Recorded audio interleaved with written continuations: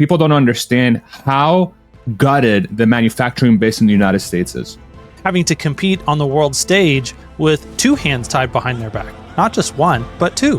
Europe is heading for a catastrophe. I mean, a serious economic catastrophe. So much huge change going on all at once in technology, in government, in society, in culture. Everything's changing all at once. Everything.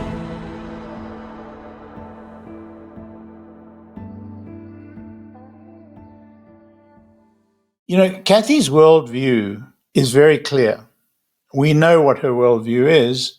Innovation drives growth. That will fix so much of society's ill. What I was excited about was the breadth and depth of the analysis. So it's not like throwing off a standard formula, just tossing it off as so many public figures do today. They use the sort of the shibboleth of the day and they toss it off. She's done the work. And so when you talk about it, she, every point she will underscore with the detail and the proof. And so it shines out of the whole conversation. Every topic we touch, she just, immediately into the depth of it and into the breadth of it. Yeah. So you don't often meet those people. And when you do, it's a very special time and conversation. Yeah. I think for me, what I didn't really understand about her approach, and again, her background, I knew about Cathie, I knew about ARC, I knew about how much they have high conviction on game-changing technologies. But the thing that completely went over my head was she's been doing this for a really, really, really long time. And she was responsible for calling some gigantic macro trends back in the day accurately, completely against the grain. Yeah. Right? Yeah. And under really dire circumstances, because it took, as it always does, it took longer than you'd imagine for these the various reasons. Well, the principal reason was that the money supply was being crunched in order to get inflation down. This was the Volcker, period. And so the impact of what Reagan was doing was set back. And so her analysis, while very accurate in outcome, was somewhat delayed in timing. Right. And so she had to support her thesis against all odds, even in this period where things weren't going her way. And I raise that because we're in that kind of moment right now. Yeah, exactly it. There's a direct, it's almost like today's time is analogous to the time she went through before. So it's I understand why she has the conviction she does, because a lot of the underlying factors are basically the same. Yes. Yeah. And Larry, can you explain just briefly for the audience exactly what her call was, when it was, and this kind of air gap between her prediction and then seeing the results of the prediction, just in case people aren't really understanding from the interview with Cathie what the context is here? So she's a student of Art Laffer. Art Laffer I describe him as the economist most deserving of a Nobel Prize that has never won a Nobel Prize. Art Laffer is the progenitor of the Laffer curve, and the Laffer curve is a curve that shows that as tax rates come down, so collections go for classic reasons, that the less people have to hide or duck taxes, the lower the rate is, the happier they are to pay it. People don't feel ripped off. Not only that, but the growth is also increased quite significantly. That is built into the whole school of economics that Art Laffer represents, and it's there are many other famous economists who have also riffed on that and built out the theory. But when she was in an investment company, Jennison was the name of the company, as an economist after she'd been, I think, only about 5 or so years, she tells the story. in the industry, and she was hired as the economist, and and she had a hand in also picking investments, I believe, at that point. But she was criticized by the high mucky mucks of the industry, and they would come in there and they'd have these conferences and they'd critique her, and she'd have to defend herself against some of the great names in the industry at the time, in the investment world at that time. But she was certain that the Reagan tax cuts would result in a huge increase in revenue, and that ultimately it would balance the budget. They were living through a moment that we're living through right now, which was all a result of the Nixon-Carter era. I mean, Nixon took us off the gold standard, something Art Laffer fought against very strong. It led to, this collapse and led to huge increases in money supply to try and offset that. Reminds me of today. And ultimately what had happened is that they just caused enormous inflation. And so the whole context of the Reagan administration was, on the one hand, to drop income tax rates back to reasonable levels, to free up industry, to reduce bureaucratic hold over the economy. Everything's familiar to our current state. But at the same time, they had this gigantic inflation bubble. I mean, we think inflation was bad in the last couple of years here. Inflation was getting out of hand. It was climbing towards the 15-20% mark. So, and remind people what interest rates were in that time and what Volcker did. Interest rates were so high that the man in the street, the common business person couldn't borrow money. I mean, interest rates were tending towards the 15-20% mark as considered normal. It was just crazy. It was crazy. I mean, so ultimately happened was that towards the end of the Reagan era and into the Bush era, things started normalizing. Bush made a huge mistake of allowing taxes to rise, even though he had promised, read my lips, no. And we're talking about the first Bush, read my lips, no more taxes or whatever. And he broke his promise. And then he got kicked out of the White House. That led to, the election of, the famous reversal and Clinton's huge election win. And that led to, that period where actually Clinton implemented the Reagan policies. And that was largely because the House was controlled by the Republicans. And so there was this partnership for the first time, not the first time, as a novelty in modern times, where, the president and the speaker really, and the opposite, and the Speaker of the House from the opposite party really worked together. And we had the so-called Contract for America. And anyway, the point is, everything she said came to pass.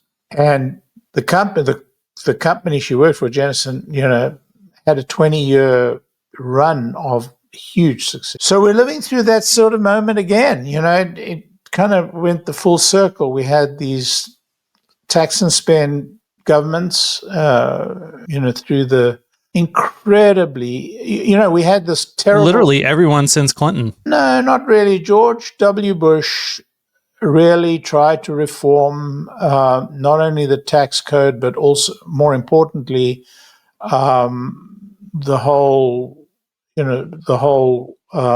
Social Security system. And he was trounced in doing that. He was, the Republicans as much as the Democrats. That would have made a huge difference. I don't think he was a spend, but the problem is he went to war. He went to war. And war is spending. And war is spending. But it's really the crisis that occurred, the 2008 crisis that occurred was like a open sesame. Famously, Obama came in with this gigantic bill for almost $1 trillion. At that time, $1 trillion was a lot of money, and that led to 8 years of tax and spend, and then we had the first 2.5 years or 3 years of Trump, where there was a clawback of taxes. There was somewhat of a revision of expenditure, but not much because so much was on automatic pilot. Then came COVID. And Trump, out of necessity, poured a huge amount of cash. Crisis, needed the cash, just like wartime. And we were coming out of it, and, comes Biden, and out of the blue, Biden decides to spend two gigantic dollops of money. One is the COVID part 2, when COVID was over, the money had been spent already, the economy was in a state of recovery, and he just put so much fuel on the fire, boom, just caught a light, and then the Federal Reserve had to cut back. And then, as if it wasn't enough, he sprung the IRA on us. Little did we know that was really just an excuse to give a lot of non-governmental,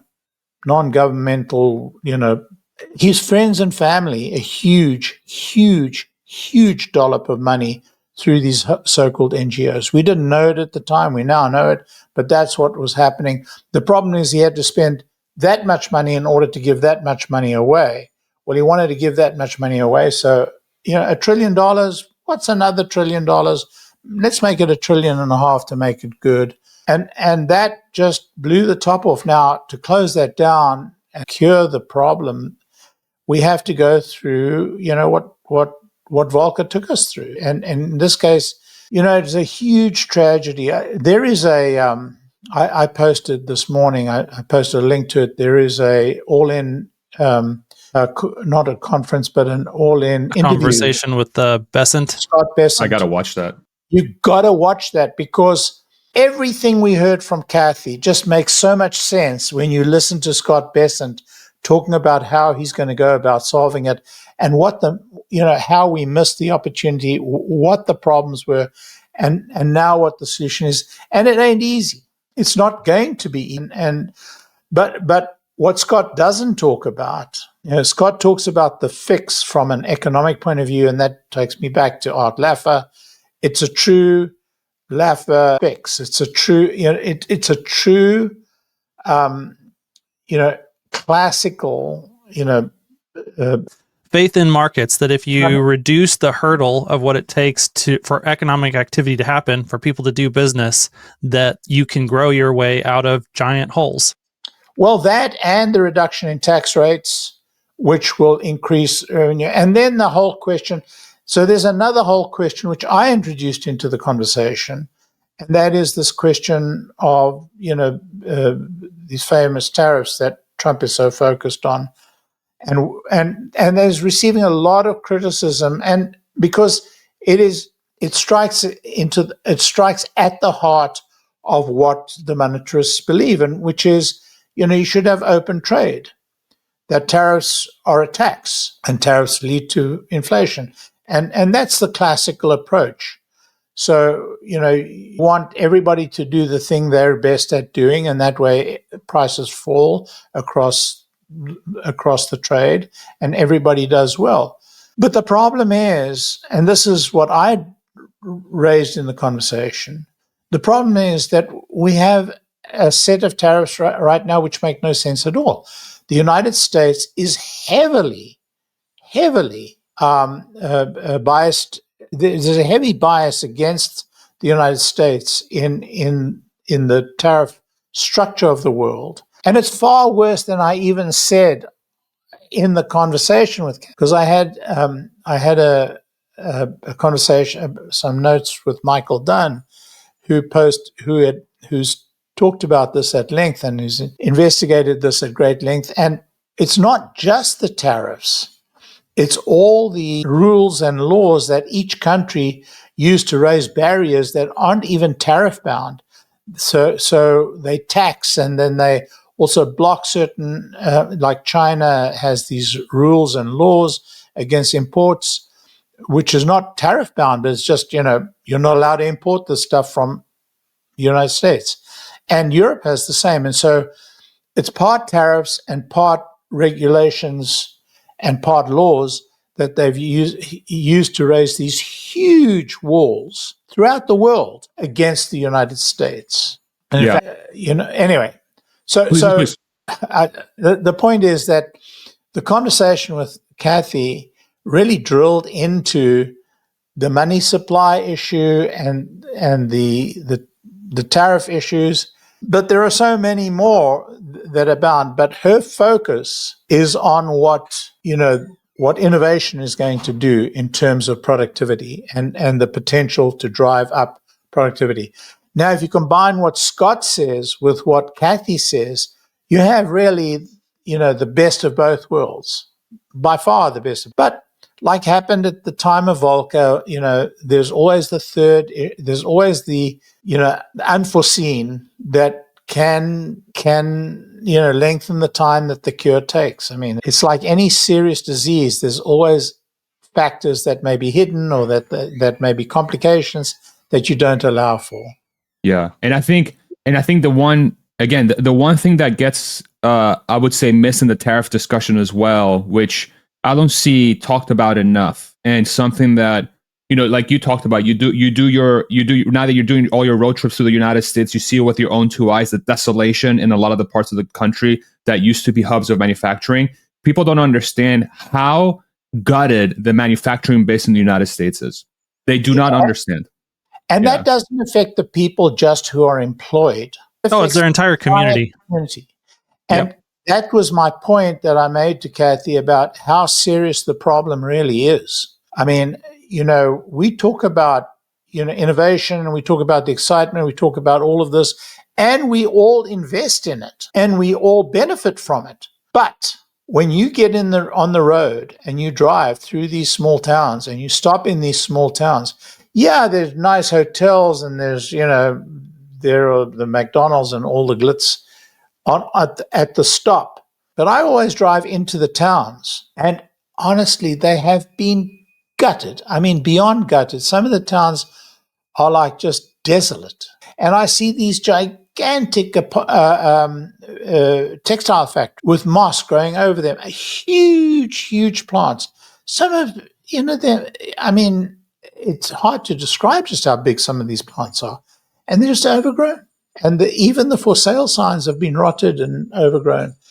And you see people playing kids playing in the streets. They're in poverty, serious poverty. And it's just so infuriating when you think about the messaging. All those plants closed down because of how lazy Americans are, and they want too much for their money and all those things.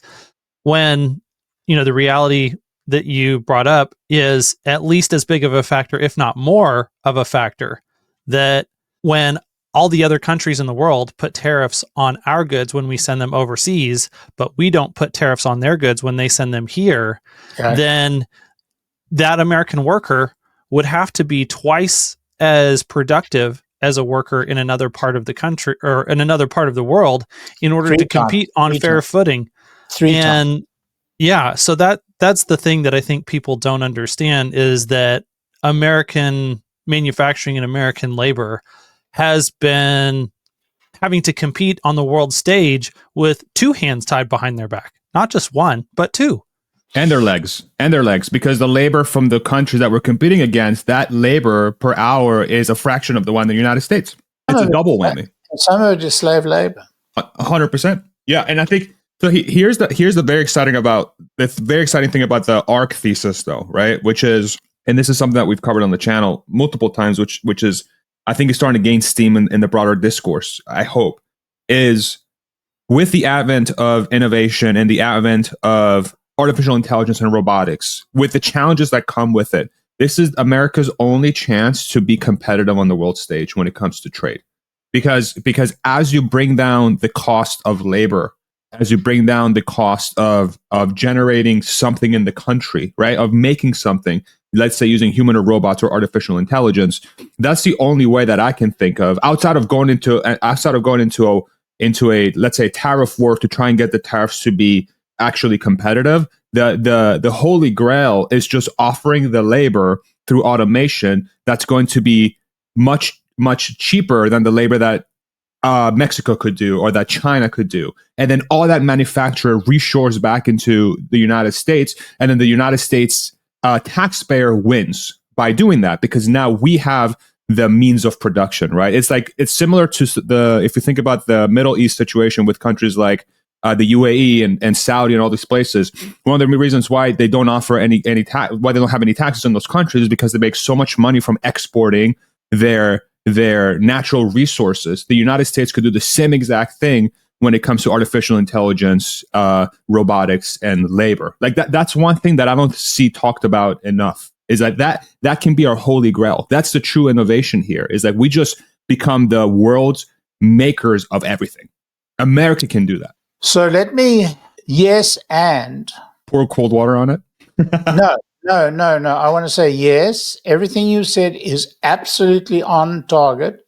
And let me remind you that Tesla manufactures its cars with close on 80% US-made content in the United States of America. And those cars are competitive with cars that we import or that we manufacture here from imported parts. Now, let me tell you, Mercedes-Benz and BMW, two European manufacturers that have huge barriers against the import of cars from the United States. So to show the United States that they reciprocate, they put their plants here in the United States. But let me tell you something. They've been here for 20 years, but they still import almost 100% of the components of those cars. Yeah, they do the bare minimum that they have to in order to get access to our market. That is exactly right. The amount of labor that they move here to the United States is minimal. But if you look at Tesla, and this is the point that I want to add to your point, Fazat, I don't underestimate the value and the opportunity of fully roboticized manufacturers. But I will tell you, it's more than 5 years away. It may be as much as 10 or 15 years away. That's a long time to wait in what we have to do to the economy. Today, Tesla is employing, something like 80,000 people across the United States and are manufacturing with something like 45,000 or 50,000 people. I don't know if these numbers are exact. They're sort of in the ballpark. And should be over 100,000, when you then factor in their supply base here in the US. Yeah, if you include the supply base, it's huge. Well over 100,000. Not to say that they're not importing some parts from Mexico and some parts from China, not to exclude that. But they're making their batteries here, or they're having their batteries made here by their suppliers, and that's a huge component. And a huge percentage of the car, well, we know it's over 80% of the car is actually manufactured in the United States.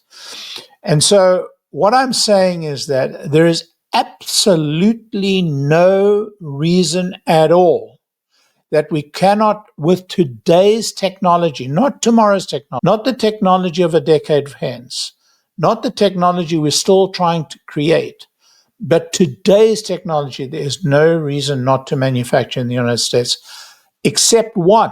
And I'm not going to use the word tariff because it sets people off. Trade barriers, global trade barriers erected against the United States of America. Now, does the United States have trade barriers against the rest of the world? We do have some, but nothing compared to the reciprocal barriers. We all know that China just simply, there's a law against importing most of the stuff that we export and the services we export. But apart from that, the trade barriers in country after country in the whole of the EU are such that we cannot manufacture anything and send it to them. So it's both tariffs and it's trade barriers. And what Trump is doing is exactly the right thing to do at this moment that will turn the tide even before the automation that you talk about. So the automation you talk about and what Cathie talks about in terms of innovation, which is another way of saying automation, but the AI and all the technologies she talks about, all of that productivity growth. The productivity growth. All of that is important and critical to our future.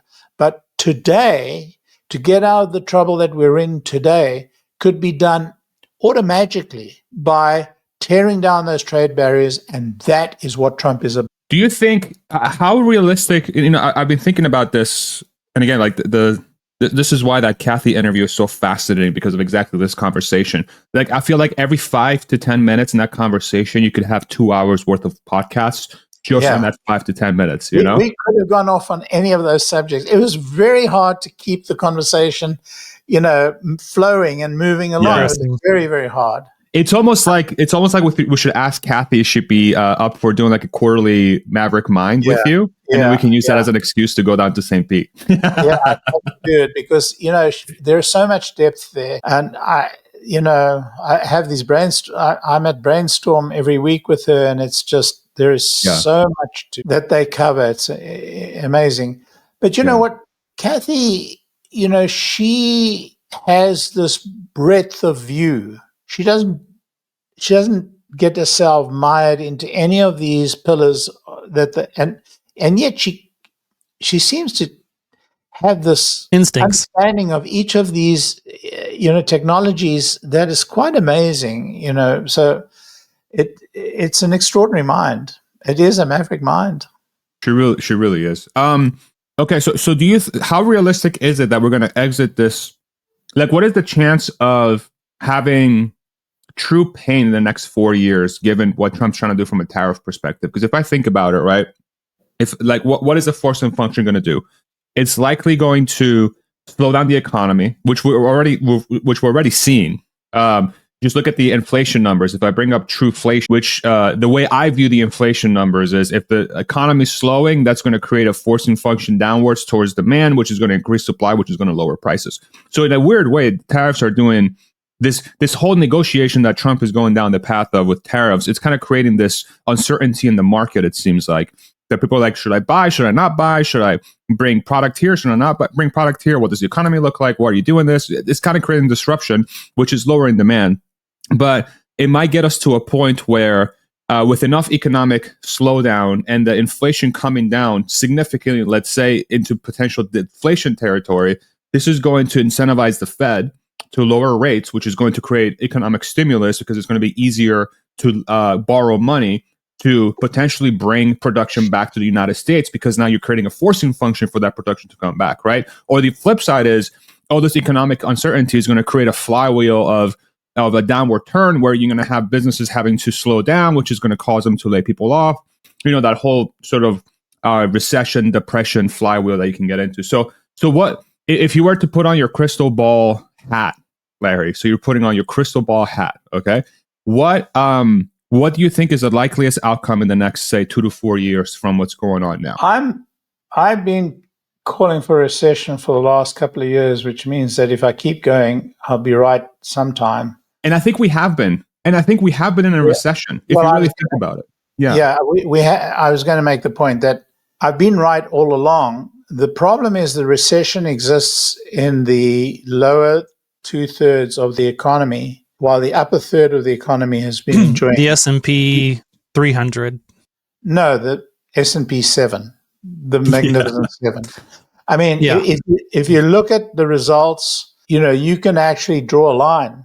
If you look at the results of companies, you can draw a line at companies that are hugely successful and those that are, just kind of traipsing along. But if you look at the people earning under $100,000 a year, they are living hand to mouth, and many of them are not living hand to mouth. They are behind. They've got into debt. They're families are broken up. There's a huge drug problem.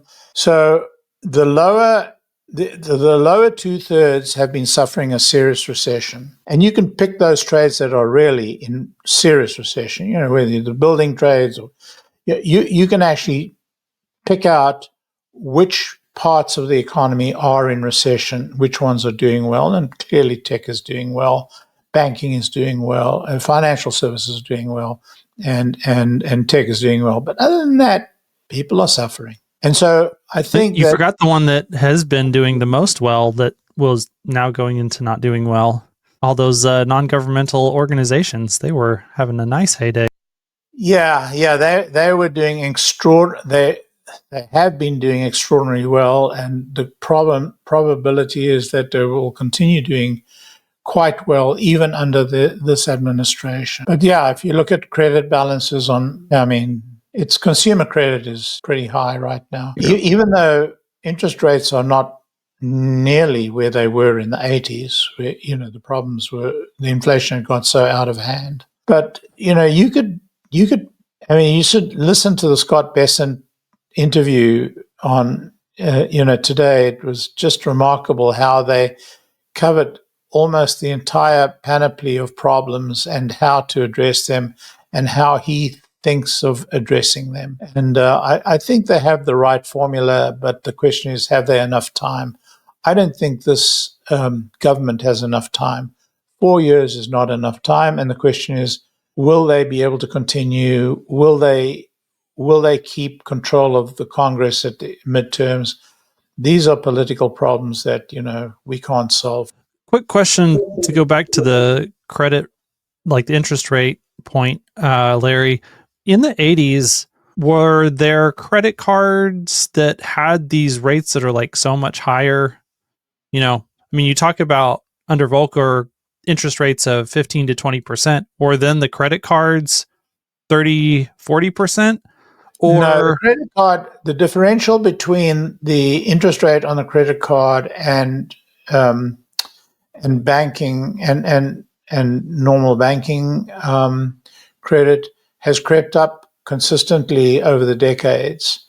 It was probably from memory, and I'm an old man, I don't have much of a memory anymore, can't remember names at all. So, but my memory, if memory serves, there was maybe a 3% difference. It grew to a 5% difference and just blew out to like 10% difference. That makes me wonder about, making a comparison between interest rates today and interest rates in the 80s. Yeah, if you just look at the Fed rate, that's one thing.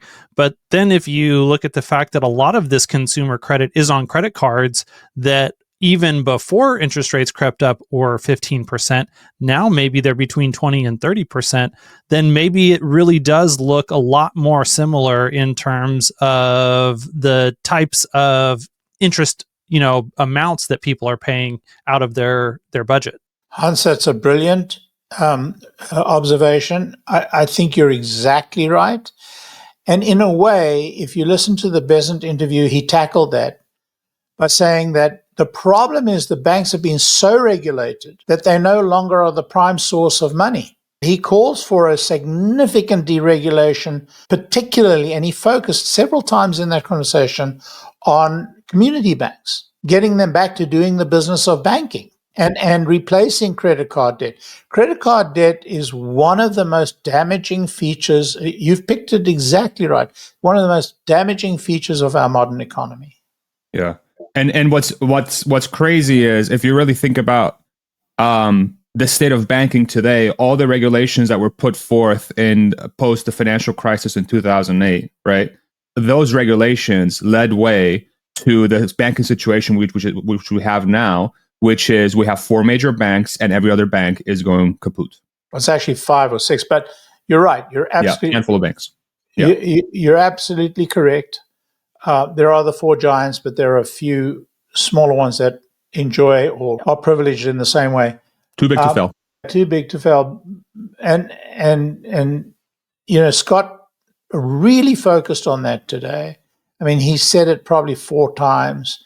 But Hans's point is the key point, that in the end, there has to be credit. And so once you close the banks down, literally close them down, which is what they've done, a huge percentage of the banks closed after 2008. Huge percentage. Some went out of business, but some, just merged and then closed the smaller branches and so forth. But credit will arise. Credit is necessary for a modern economy. And so where does it come? Comes in the credit cards. And what is the rate? 15%, 20%, 30%. Just unbelievable. We would not have conceived of those rates back in the day. And so yeah. Go ahead.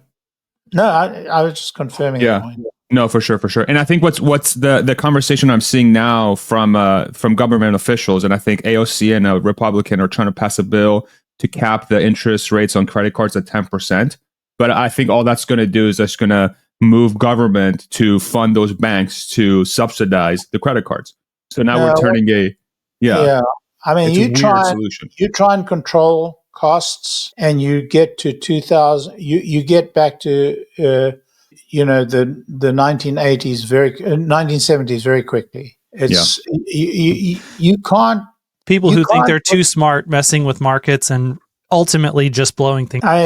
That's what's going to happen. So, AOC lives in this socialist world that is this perfect nirvana where everybody loves each other and the government loves you and the government does everything for you.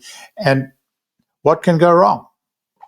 What can go wrong? Nothing, well, Larry. We've never had a socialist solution that's worked yet. And, it's incredible. It's just incredible. I mean, you need a country with almost, perfect. It just can't happen. I mean, the closest we've ever got to was the Nordics, and they were not socialist at all. People said they were, but they weren't, and they certainly aren't. But even in the context of this conversation, Larry, it does cause me to re-examine that narrative that we've heard for so long. Like, what if we were more like Sweden? What if we were more like Norway? They have socialized education and socialized healthcare, and it all works, and it's this beautiful utopia. And then when you contextualize that in the conversation of trade imbalances and trade barriers, that there's probably a good argument to be made that all of those social services that they were able to provide their citizens were literally born on the backs of these trade imbalances with the United States, so that the United States labor market almost paid for a lot of the social welfare benefits that many countries in Europe have enjoyed for the last several decades.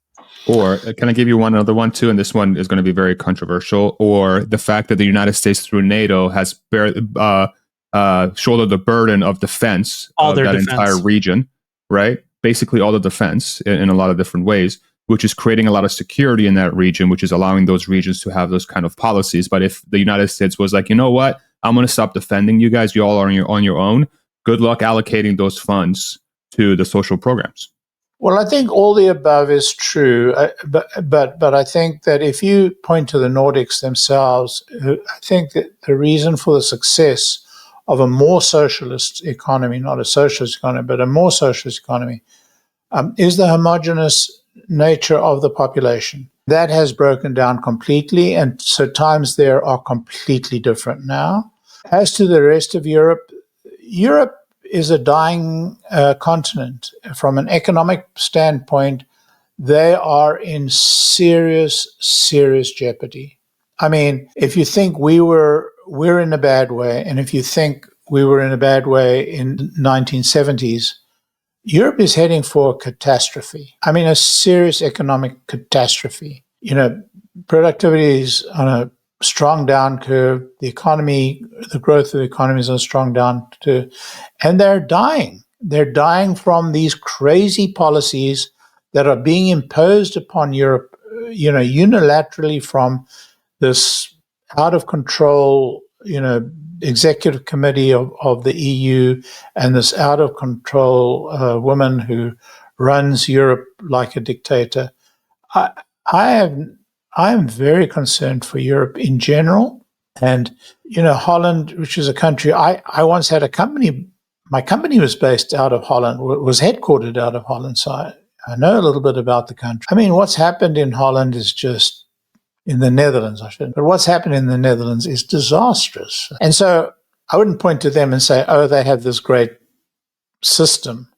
No, it was a great system as long as, they were still able to milk the economy and roll up and incur debt. But they're in a point now that I don't know how they're going to recover. And the biggest problem is this crazy climate business they've got. I'm all for preserving the climate, but not at the cost of the economy, because that will destroy the climate anyway.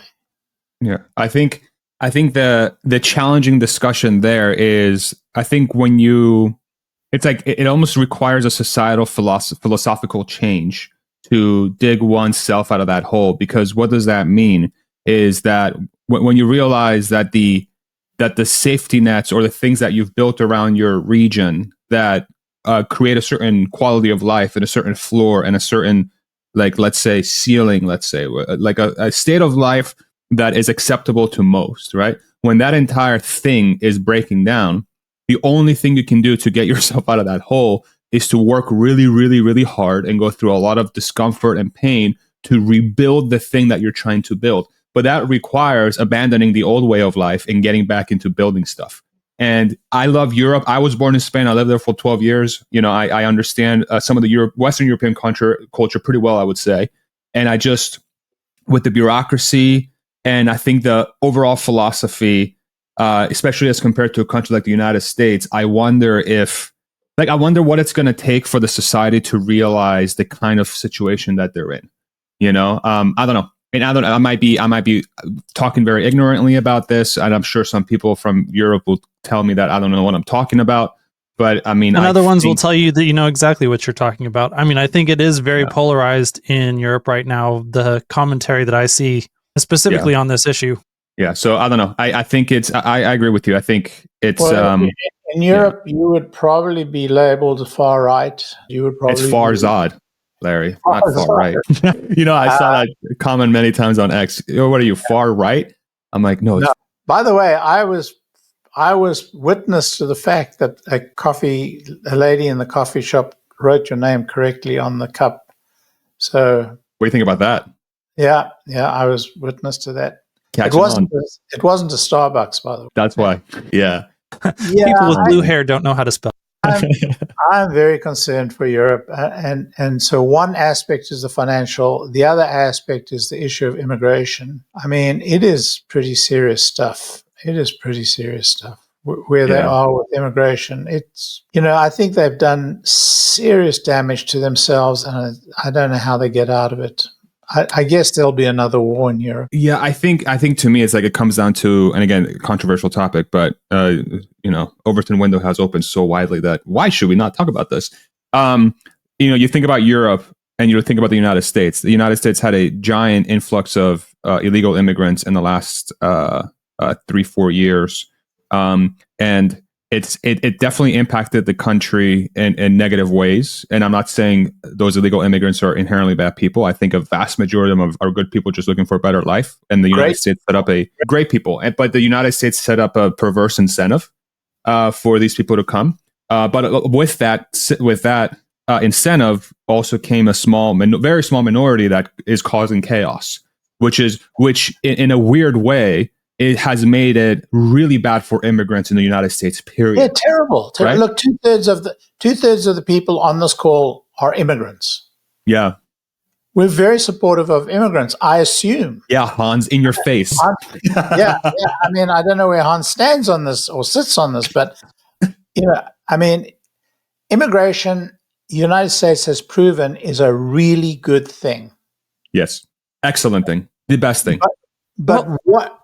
Sorry, go ahead, Hans. I would say I agree that it is a really good thing for us culturally over the long, like America is a nation of immigrants, you know, built by immigrants for immigrants, but it's always a chaotic and messy process also. But at least for the history of the United States, like that is the entire identity of our nation. We've always had this messy, chaotic process for hundreds of years. That, you know, there was never a time when there was a stable set of people who were not then having to culturally integrate with a new wave of immigrants. And the fact of the matter is that is not the culture and the situation in Europe at all. They do not have a cultural history that is resilient enough to deal with these ginormous cultural shocks that come with giant waves of immigrants who have completely different cultural norms, social values, all of these things. And so, you know, I think America has a much better tolerance for this type of disruption and cultural disruption than Europe does. And then B, like, it's just a lot bigger country. Like, that's it. You know, the United States is freaking huge. And So when big. you talk about, Europe is also pretty damn big.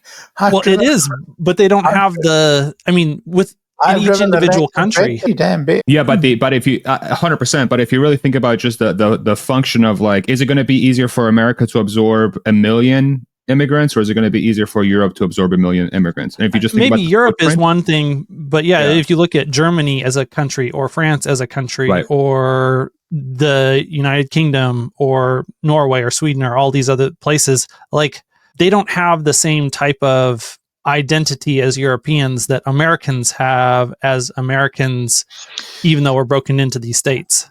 Yeah, I think your point is well made. I think the real difference is not so much the size of the country, but the unique culture of each of the countries within Europe. Yeah. And the disruption to that culture. Look, I talked about knowing, the Netherlands very well. I was in the Netherlands just last year this time. No, not this time, but in summer. I'll be going back again this summer. I mean, Amsterdam is minority Dutch, and many cities in the Netherlands are now minority Dutch. They're majority Muslim. And I can tell you the culture has been disrupted. I mean, when you get Jew baiting in the streets and you get, Jews being beaten in the streets, that's a different culture. So, yeah, I mean, and you only have to visit downtown Stockholm to know that there are no-go areas in Stockholm. Yeah, I think, and this is, and I think, the disruption is when you allow too much, the minority groups become, like the minority extreme parts of that culture that comes in become a disruption, even though like a lot of people want to be, let's say, just live a peaceful life and all that stuff. But when you have too many people come in, by default, the extreme disruptor just gets bigger, and there's only a critical mass you have to hit that's going to create societal disruption for the entire country, which again puts a huge damper and a ceiling on the acceptance of immigration altogether, because it's completely uncontrolled and just willy-nilly come on in, let's hang out, and then you have a disruption to the fabric of any country's society, especially a place that, again, like in Europe. There's an additional factor too, just like the force, there needs to be an expectation and a cultural forcing function that, okay, if you're going to come here, you are going to integrate into the society. Like Larry, you're from South Africa, from a Jewish heritage. Farzad, you're, from Spain, or, from Iran via Spain, and you have Muslim heritage. But here in the United States, there is an expectation that when you come here, that regardless of all of those things, that you're going to become an American. And part of the problem with this, recent wave of immigration into Europe is that there's been this cultural backlash against the countries that they're coming to, that they should not force these immigrants to then become whatever social identity that those countries had to begin with. So, Muslims coming into the UK, they're not expected to become British, or into Germany, they're not expected to become German, or coming into France, expected to be French. It's just like you have to let us come here and then be from wherever we are. That's partially true, but you look at the Turkish immigration into Germany in post-war years in the 70s and the 80s. It was extremely peaceful. There were some tensions, but in the end they were resolved. And most Turkish Germans view themselves today, in second generation, third generation, as Germans. And they're very proud Germans. That isn't true of today's immigration. And that's my point, is that this progressive ideology that is facilitating this wave of immigration, at the same time as it's saying, let's bring in more people, it's also saying that it's actually bad to ask people to integrate into the society. Right. That's true. It's a social norm that is very, very disruptive indeed. Anyway, we've kind of strayed a little bit from, Cathie's interview, and we're kind of building our own little world of anger and distrust and negative. I do think in a almost like a weird way, I do think the fundamental disruptions that are happening in society is really like the macro. Like there's so much huge change going on all at once. Yeah. So much huge change going on all at once in technology, in government, in society, in culture. Everything's changing all at once.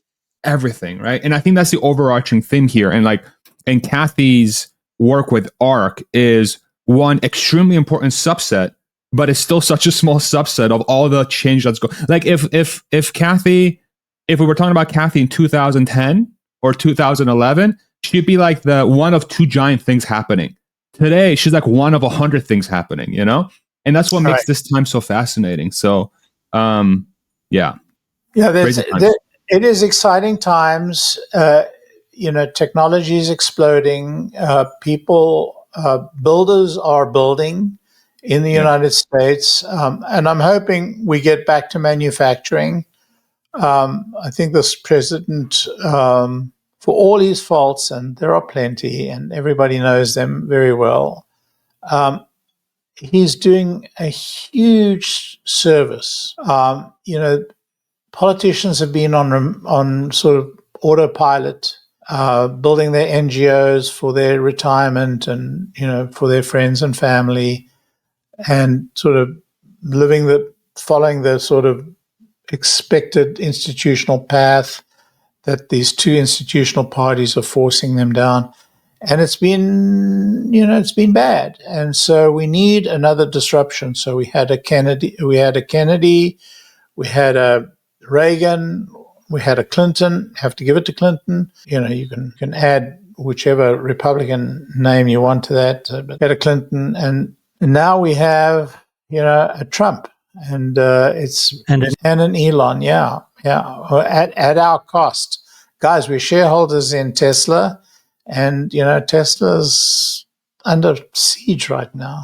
Well, for Trump's 1,000 different faults and the things that he, could do a lot better on, at least he's not celebrating when Tesla stock goes down like Tim Waltz. Right.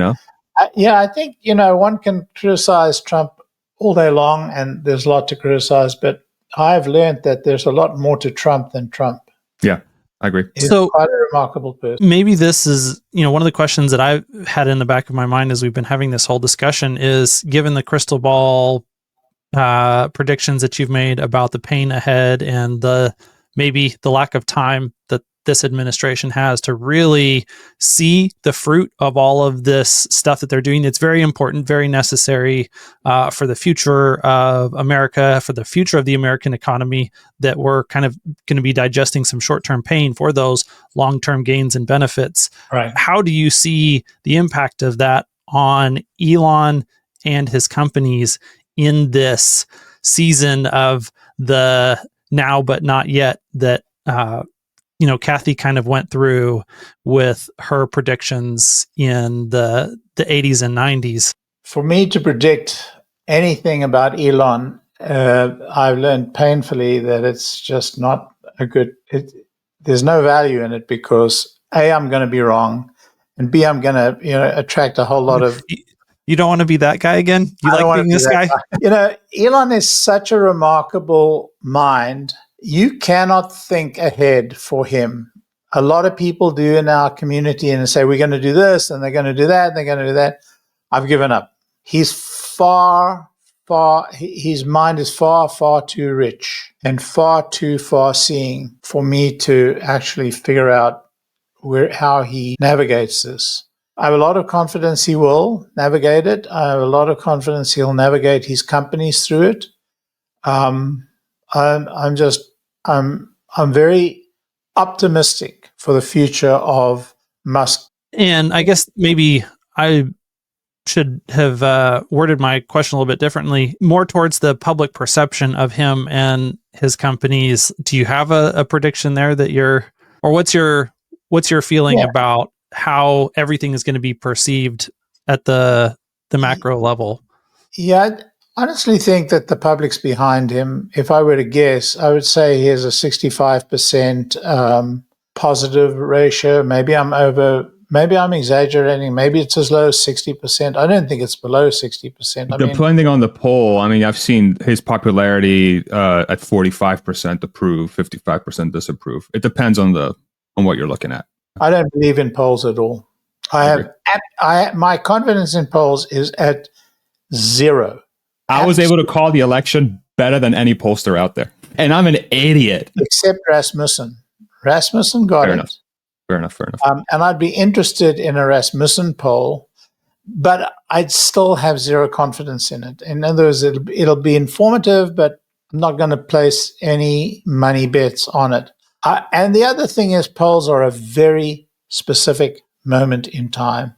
And a specific type of person that answers a poll as well. And times are very dynamic, very, very dynamic, very dynamic. Listen, Scott Besson said it today. He said, he always thought that the Congressional Budget Office numbers were absolutely spot on and they knew what they were doing. And now that he's in there and he sees what they do, he realizes they have no frigging clue. None. And I think it's the same with pollsters. I agree. I think one of my biggest realizations in life, and this is a huge learning lesson for, I think, maybe people that are listening to this that are, let's say, in their 20s, early 30s, trying to figure out how to sort of navigate life. The best assumption you can make is that nobody knows what the hell they're doing. Nobody knows what the hell they're doing. It's idiots all the way up. It's idiots all the way up and all the way down. Everybody's trying their best to make the best possible decision, but there are very, very, very, very, very few people in this world that have a good grasp on what they're doing. Okay, and these are in the less than 5%, less than 1%. Just assume everybody's trying their best and assume that nobody knows what they're doing. And if you go in with that mentality, I'm telling you, you're going to realize that, holy shit, society is being held by duct tape. But it works. And that's why there's forward momentum, because there's constant improvement. Sometimes the duct tape breaks. I've lived through some times where tape didn't hold. Anyway, back to the Cathie interview. I have to say it was an honor of a lifetime sitting with her and just talking. She has a depth of understanding not only of innovation and technology, but also of economics. And so it's just such a privilege to have been able to do that. Kind, and I think the other thing too about, like, after meeting her in person, super kind, super warm. I visited Ireland a couple of times. She has Irish heritage. I mean, she reminds me of that warmth that I received from the Irish people in Ireland. And if, Cathie, you're watching this, man, Ireland is the best. The most underrated country to visit, in my opinion. Truly, I really think that. Great food. I mean, some of the greatest restaurants are in Dublin. No doubt. You gotta give me that list because I didn't find those last time I went. I can give you that. I have it. Yeah, I would love it. Awesome. Okay. Anything else we want to talk about before we wrap this sucker up and we send people to the Cathie interview in case they haven't seen it? I've talked too much already. That's never the case, Larry. You have too much wisdom. You know too much, Larry. Hans? Yeah, I would echo that, Larry. It's always great to talk to you, pick your brain, hear your perspective, because there's a lot of wisdom in there, and it helps us to understand at that next level deeper what we're seeing. Yeah. Little known fact about Larry, which I'll share: the dude knows his wine. St. Pete, boy. That's one thing I will admit to. I owe many, many, many pounds of overweight. My love of wine.